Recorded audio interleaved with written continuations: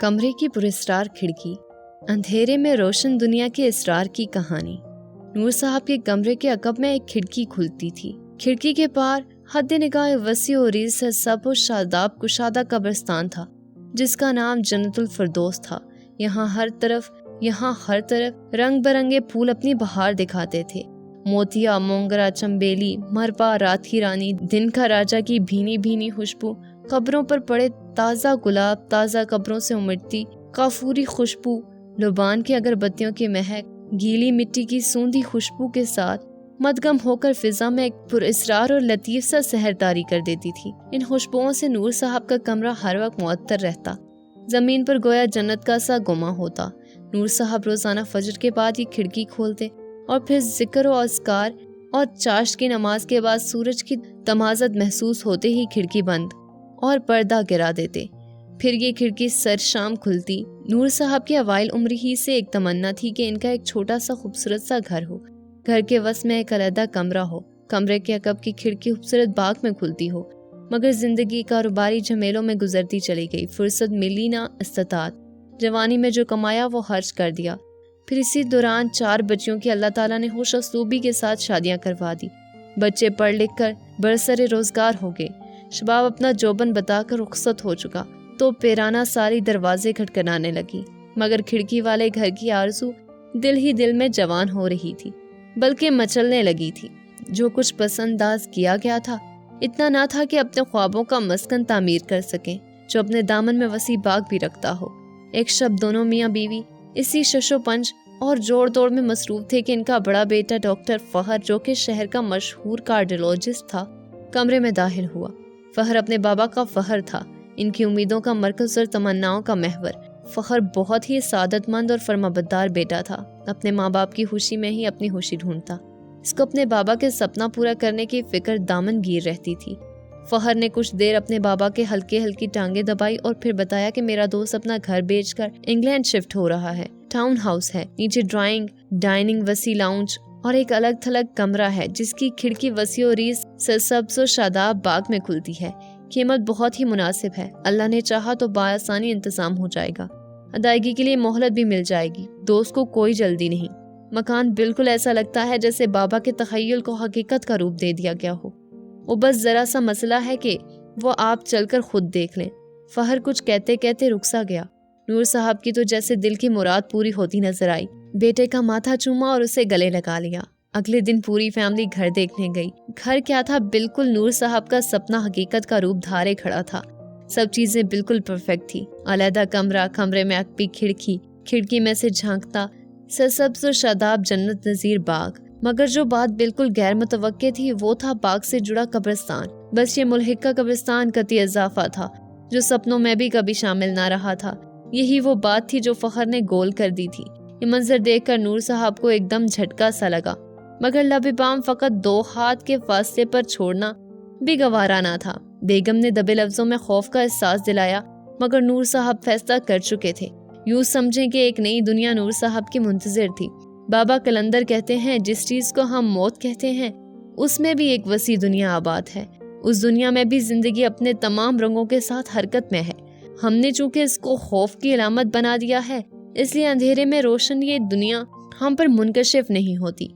लेकिन ऐसे वाक़यात अक्सर और बेशतर पेश आते रहते हैं जबकि इस पर जुल्मात के मुजाहरे के अदराक का एहसास होने लगता है। नूर साहब के अंदर भी ये एहसास जन्म लेने वाला था। चंद ही दिनों में ज़रूरत मुरम्मत रंग और रोगन करवा कर वो सब नए मकान में मुंतकिल हो गए। नए मकान में मुंतकली के बाद अगले दिन उन्होंने कुरान ख्वानी का इत्तमाम रखा। फहर ने करीबी मस्जिद से तुलबा को कुरान ख्वानी के लिए मदऊ करना चाहा तो मालूम हुआ कि यहाँ सिर्फ मस्जिद है, मदरसा नहीं। 25-30 साल पहले एक कारी साहब ने मदरसा बनाया हुआ था, मगर लैंड माफिया ने इसे मलिया मेट कर दिया। कारी साहब और उनके कई शागिर्द बुलडोजर की जद में आकर शहीद हो गए थे। हैरत अंगेज तौर पर इनकी कब्रें भी अचानक ही मौजूद हो गई थी। खैर, घर वालों ने तय किया कि फैमिली और दोस्त अहबाब मिलजुल कर कुरान ख्वानी कर लेंगे। असर था, इशा का वक्त तय हो गया।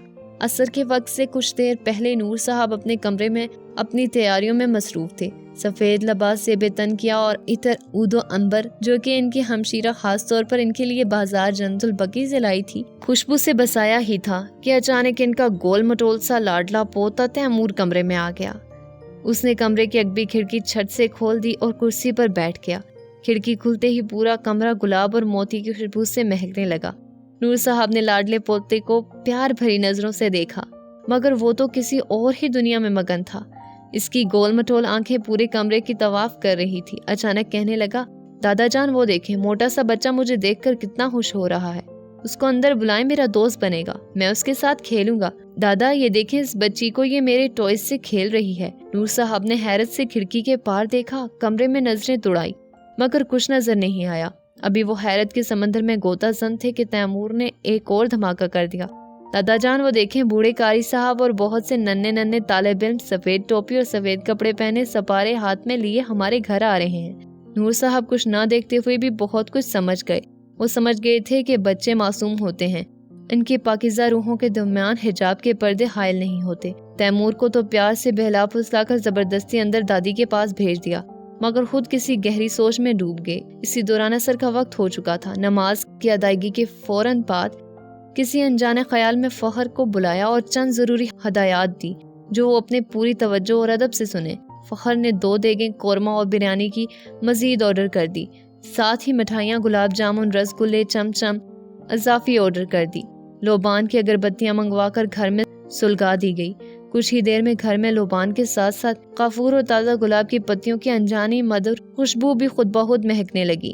گھر بھر میں ایک انہونی سی چہل پہل محسوس ہو رہی تھی، جبکہ مہمانوں کی آمد تو ابھی شروع بھی نہیں ہوئی تھی۔ اگست کے عالم میں قبض میں بھی عجب سی ٹھنڈک سی نور صاحب کے وجود میں اترتی ہوئی محسوس ہونے لگی۔ قرآن خوانی جاری تھی کہ یکدم بجلی چلی گئی، سناٹا طاری ہو گیا۔ سناٹے میں ہلکی سی آہٹ ہوئی، دھیرے سے مرکزی دروازہ کھلا۔ سفید براق لباس اور سرخ امامہ میں ملبوس ایک انتہائی نورانی شکل و صورت کے بزرگ اندر داخل ہوئے۔ ایک نور کا ہلا سا ان کے گرد طواف کر رہا تھا۔ بجلی گئی ہوئی تھی، مگر اچانک فانوس پوری آب و تاب سے روشن ہو گیا، جیسے اچانک 440 وولٹ کی ہائی وولٹیج آ گیا ہو۔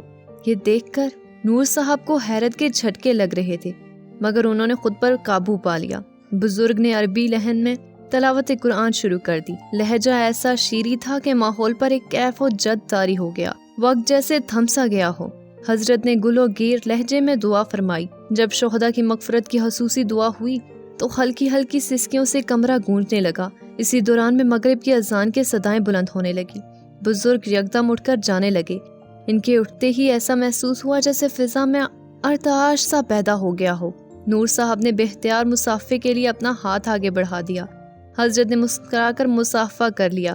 ان کی نظروں کی گہرائی اور ہاتھوں کی یک ٹھنڈک نور صاحب کو اپنی ریڑھ کی ہڈی سے ہوتی ہوئی روح تک اترتی محسوس ہوئی۔ نور صاحب کی نگاہیں عین اسی لمحہ وہاں موجود جمعہ خان کی نظروں سے چار ہوئی۔ ان میں عجیب سی الجھن سی دکھائی دی جسے نظر انداز کرنا ممکن ہی نہیں تھا۔ نماز فجر کے بعد جب نور صاحب چہل قدمی کے لیے قبرستان کی طرف نکلے تو جمعہ خان دبے دبے قدموں ان کے پیچھے آ گیا۔ جمعہ خان بوڑھا بلوچ کورکن تھا جو چند ہی دنوں میں نور صاحب کا پکا دوست بن گیا۔ جمعہ خان نے دھیرے سے بتایا کہ جو بزرگ کل شام آپ کے گھر تشریف لائے تھے وہ وہی قاری صاحب تھے جو 20-25 سال پہلے مدرسہ چلاتے تھے اور شہید ہو گئے تھے۔ نور صاحب کی ریڑھ کی ہڈی تک میں سنسناہٹ محسوس ہونے لگی۔ قرآن پاک میں سورہ آل عمران کی آیت ذہن کے نہاہانوں میں جگمگانے لگی، جو لوگ اللہ کی راہ میں قتل ہوئے ان کو مردہ ہرگز گمان نہ کرو، بلکہ وہ اپنے رب کے پاس زندہ ہیں اور انہیں روزی مل رہی ہے۔